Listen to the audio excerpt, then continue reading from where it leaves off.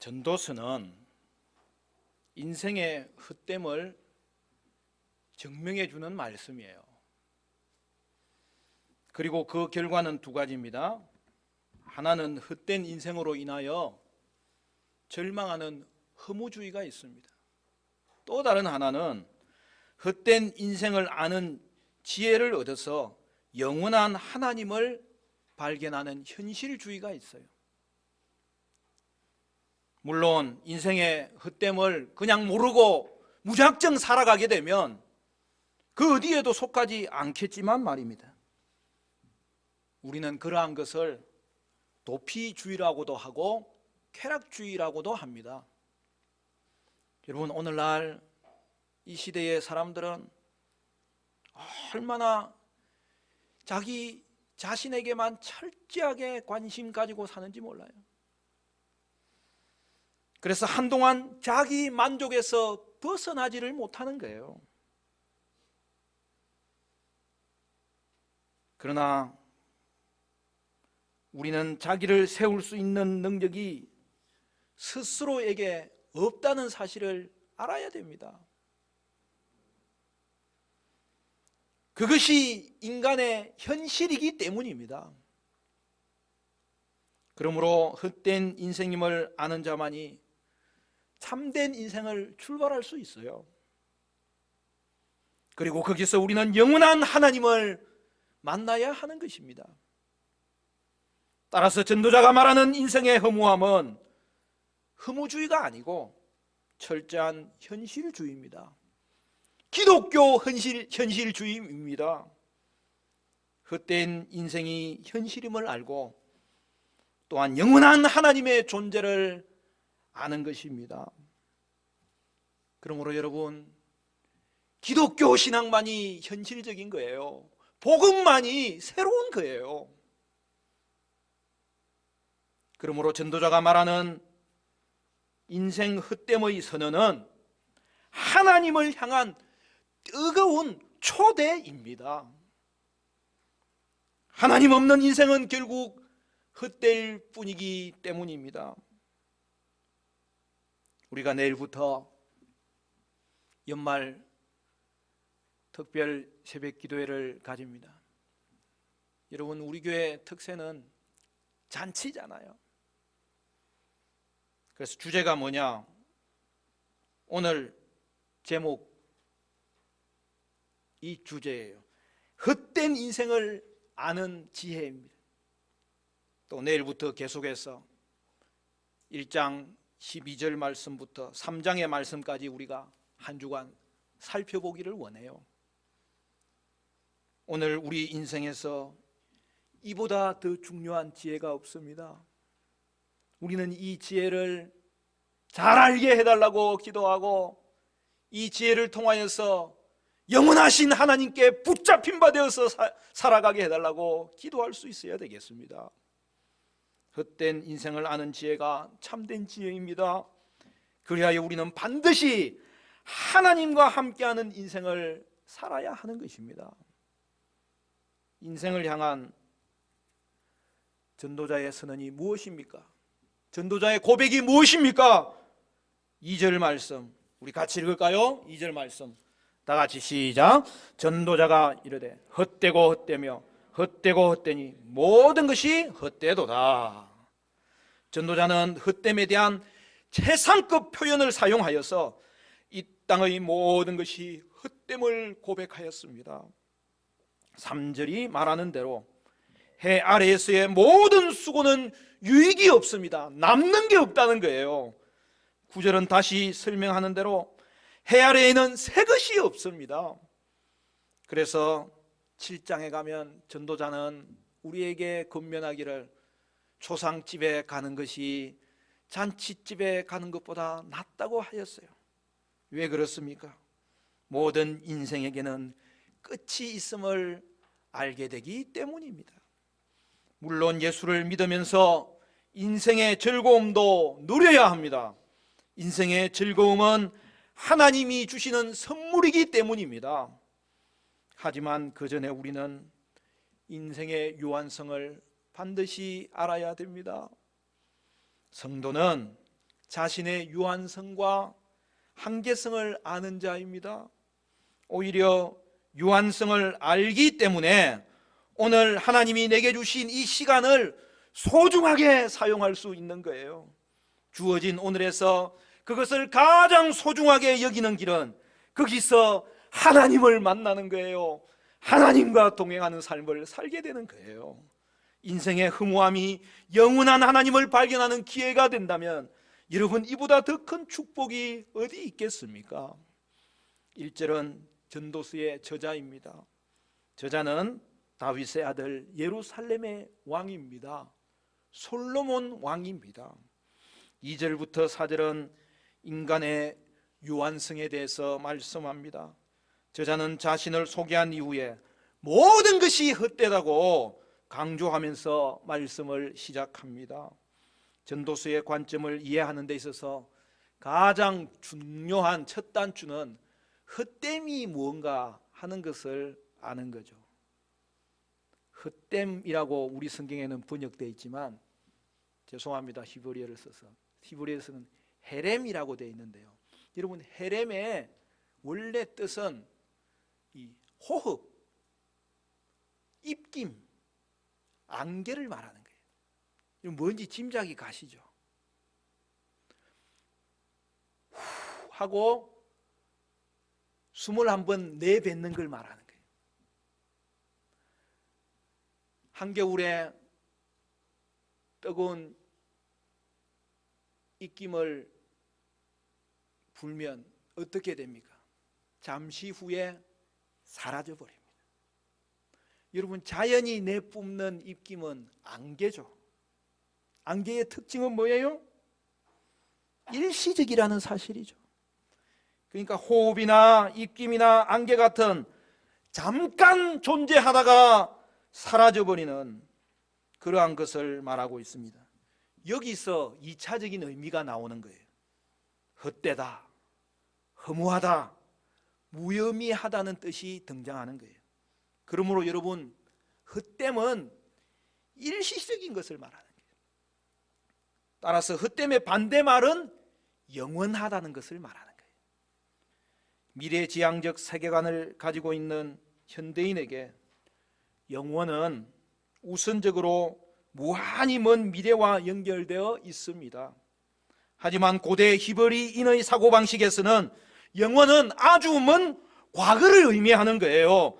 영혼의 원래 뜻은 가려진 것, 숨겨진 것입니다. 아주 먼 옛날을 뜻하는 거예요.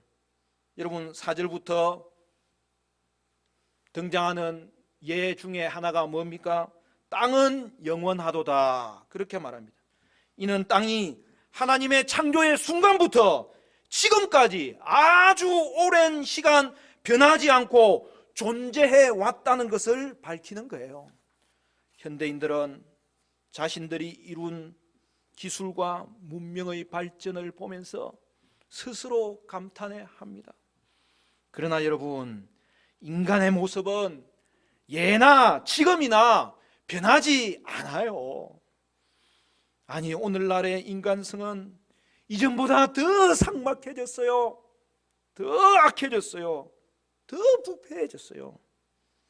여러분, 그러므로 인간에 대한 모든 판단의 결과는 발전이 아니라 이전 그대로예요.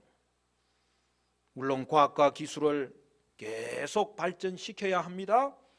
그러나 여러분, 끊임없이 새로운 것을 만들어내는 것에 희망이 있지 않다는 거예요. 그것은 철저하게 진화론적인 사고방식입니다. 도리어 옛적 길을 찾아야 되는 거죠. 그것을 따르는 것이 사는 길이라고 말씀하는 거죠. 여러분, 그것이 정확히 어디에서 등장하는 말씀입니까? 예레미야 선지자가 우리에게 예언의 말씀으로 가르쳐 줍니다. 예레미야 6장 16절 말씀에 여호와께서 이와 같이 말씀하시되 너희는 길에 서서 보며 옛적 길 곧 선한 길이 어디인지 알아보고 그리로 가라. 너희 심령이 평강을 얻으리라 하나 그들의 대답이 우리는 그리로 가지 않겠노라 하였으며, 여러분, 옛적 길이 선한 길이라는 거예요. 옛적 길은 이미 주어진 말씀의 길을 말하는 거예요. 하나님의 말씀은 이미 주어졌고 그 말씀은 변하지 않기 때문에 결국 주어진 말씀이 이후의 결과로 일어나는 거죠. 여러분, 옛적 길이 영원한 길입니다. 그러므로 우리는 따라가야 될 길이 뭡니까? 옛적 길이에요. 옛적 길, 선한 길, 말씀의 길을 따라가야 합니다. 그러한 인생 가운데는 살아나는 역사가 있습니다. 회복되는 역사가 있습니다. 새로워지는 역사가 있는 거예요.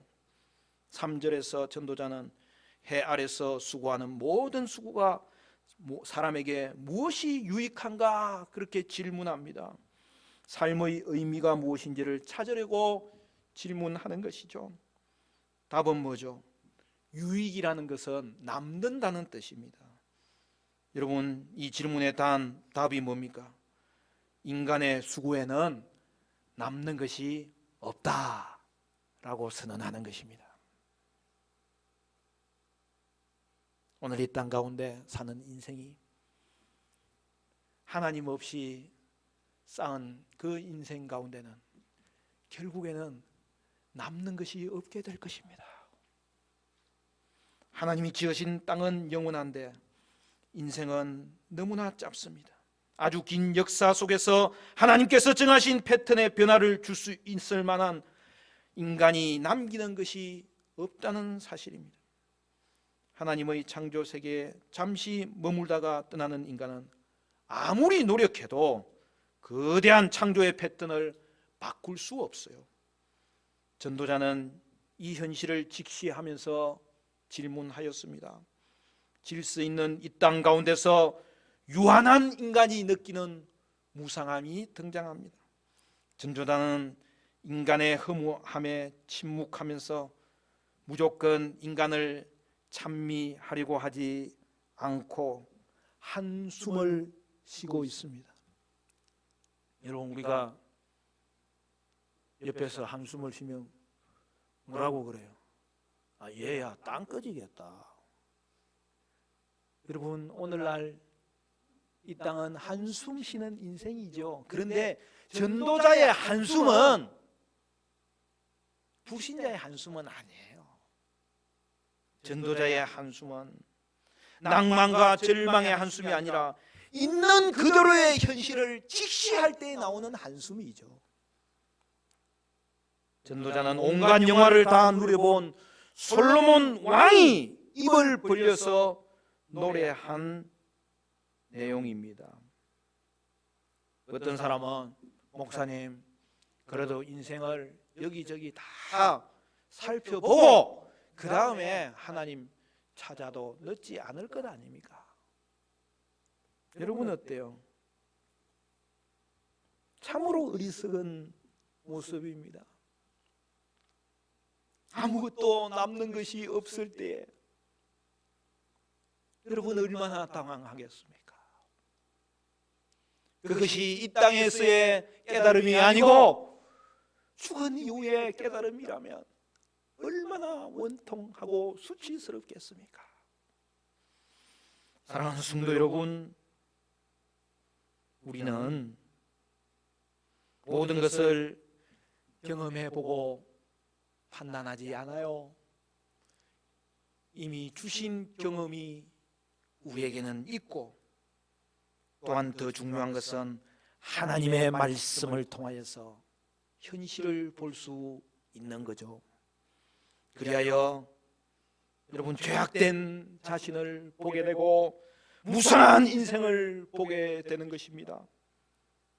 그러므로 우리는 솔로몬이 전하는 이 진리의 말씀 앞에서 결단해야 되고 영원하신 하나님의 은혜를 간구할 수 있어야 되는 것입니다.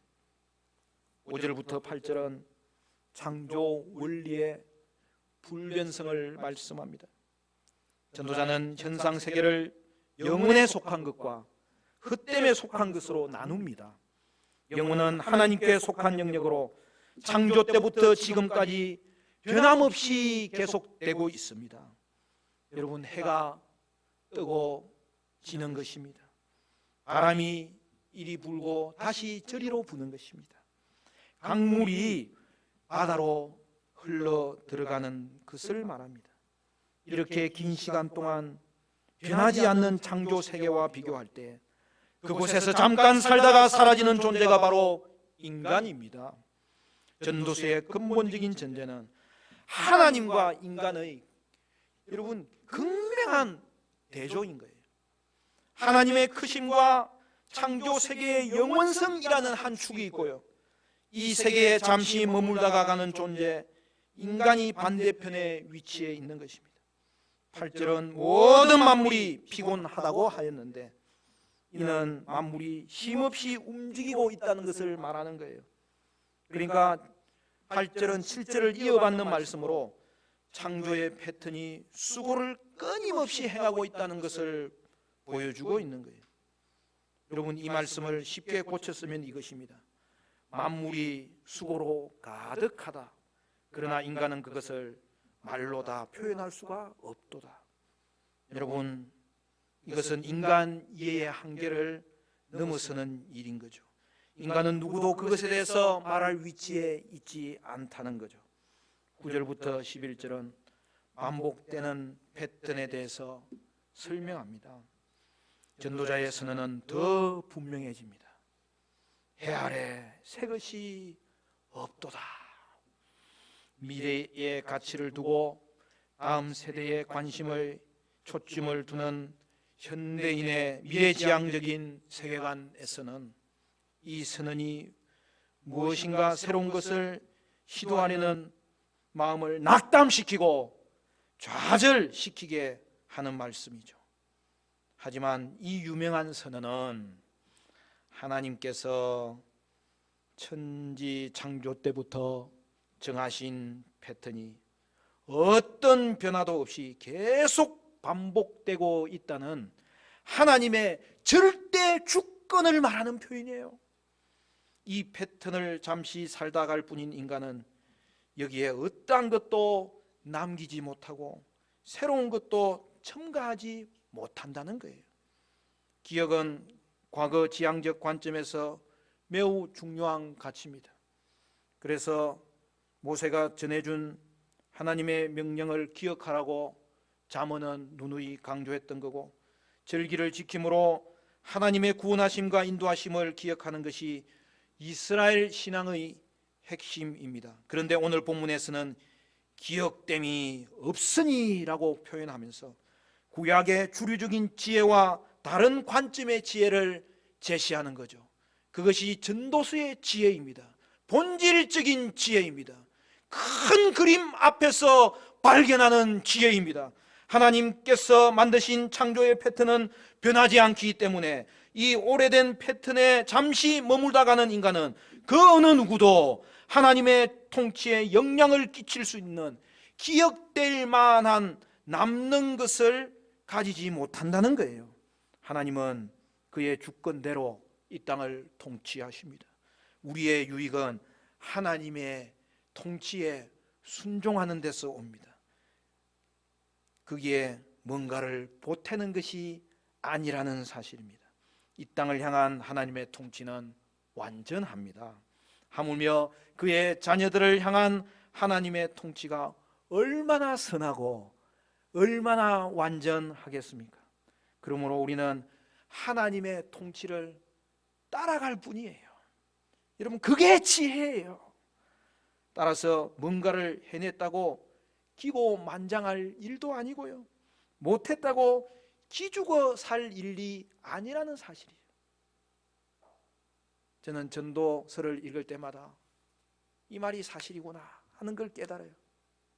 성도 여러분, 좋은 일이 있다고 너무 기뻐하지도 마시고, 안 좋은 일이 있다고 너무 슬퍼하지도 마세요. 여러분, 좋은 일이 있으면 하나님의 은혜입니다. 안 좋은 일이 있더라도 미리 판단하지 마시고, 지금도 나와 함께 하시는 하나님의 통치는 완전하심으로 그것을 고백하여 성도는 기다릴 수 있습니다. 인내할 수 있는 거예요. 여러분, 기술의 발달로 예전보다 더 많이, 더 빨리 쌓고 먹고 보고 듣고 읽을 수 있었지만 이 시대의 빈곤은 더 심해졌습니다. 굶주림은 더해가고 있습니다. 이전보다 더 많이 가졌는데도 자살은 늘어갑니다. 불행과 불안은 더 커져갑니다. 결국 하나님 없는 인생의 발전은 남는 것이 없습니다. 회복이 아니라 도리어 망가뜨립니다. 기술은 새롭지만 인간과 그들의 삶은 결코 새롭지 않다는 이 사실 앞에서 우리는 정직해져야 됩니다. 경쟁하고 욕망하는 인간 그대로의 모습입니다. 인간은 옛부터 지금까지 변화되지 않았습니다. 하나님 없는 인간의 실상입니다. 세상에서 절대화할 것은 하나도 없습니다. 앞다투어 산 신상도요, 사는 순간 중고가 되는 거예요. 여러분, 요즘은 카메라가 얼마나 좋습니까? 그냥 손 안에 카메라를 들고 다니는, 손 안에 컴퓨터를 들고 다니는 거예요. 그래서 사람들은 아름다운 곳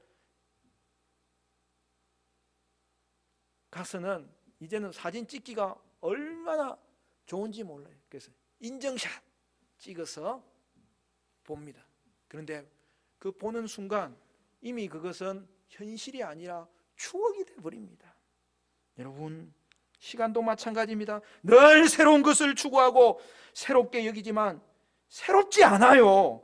아무리 환경이 달라져도 내가 변하지 않는 한 세상은 그대로인 것입니다. 전도자는 해 아래의 삶이 헛되다는 것을 증거로 제시하고 있습니다.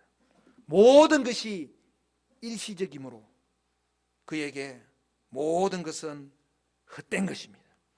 그렇다면 이제 헛된 세상이니 어쩌겠냐고 말해야 되겠습니까? 그 전에 우리는 그러면 어떻게 살아야 할지를 하나님께 물어야 됩니다. 변하지 않는 하나님의 말씀에 귀를 기울여야 됩니다. 베드로전서 1장 24절은 말씀합니다. 그러므로 모든 육체는 풀과 같고 그 모든 영광이 풀의 꽃과 같으니 풀은 마르고 꽃은 떨어지되 주의 말씀은 세세토록 있도다. 할렐루야. 영원한 것은 하나님과 하나님의 말씀밖에 없습니다. 그것을 통하여서 우리는 이 땅을 볼 수 있을 때에 여러분, 이 세상을 헛되지 않게 살아갈 수 있다는 사실이죠. 여러분, 헛된 세상에서 헛되지 않게 살기 위해서 필요한 것은 돈이 아니 지혜입니다. 어떤 지혜입니까? 결국 전도서가 말하는 지혜, 헛된 인생을 아는 지혜입니다. 그리고 영원한 하나님을 아는 지혜입니다. 결국 전도서가 말하는 지혜는 예수님을 가리키고 있는 거예요. 그리스도께서 이 땅에 오심으로 해 아래에 있는 인생의 모든 헛됨을 안으셨고 죽으시사 그것을 새롭게 바꾸셨습니다. 그래서 여러분, 성도는 해 아래에서 살지만 예수 안에서 사는 존재가 되는 것입니다. 예수 안에 있는 자는 헛됨을 피하지도 않습니다. 또렷하게 확인합니다. 헛됨에 굴복하지 않습니다. 다시 하나님을 바라봅니다. 예수 안에 있는 자에게는 모든 것이 새롭습니다. 따라서 예수 안에 있는 삶이 가장 현실적인 삶이에요. 가장 새로운 삶이에요. 그리고 가장 지혜로운 삶입니다. 사랑하는 성도 여러분, 하지만 하나님 없이 사는 인생은 결국 남는 것이 없게 될 것입니다. 새 것이 없습니다. 모든 것이 헛될 뿐입니다. 말씀을 맺겠습니다. 사랑하는 성도 여러분, 인생의 참된 지혜, 헛된 인생을 아는 지혜를 고백함으로 영원한 하나님 또한 고백하시기를 바라고, 예수 안에서 사는 자가 되시기를 바라고, 그리하여 날마다 새롭게 되는 은혜가 저와 여러분 가운데 펼쳐지시기를 주님의 이름으로 간절히 축원합니다.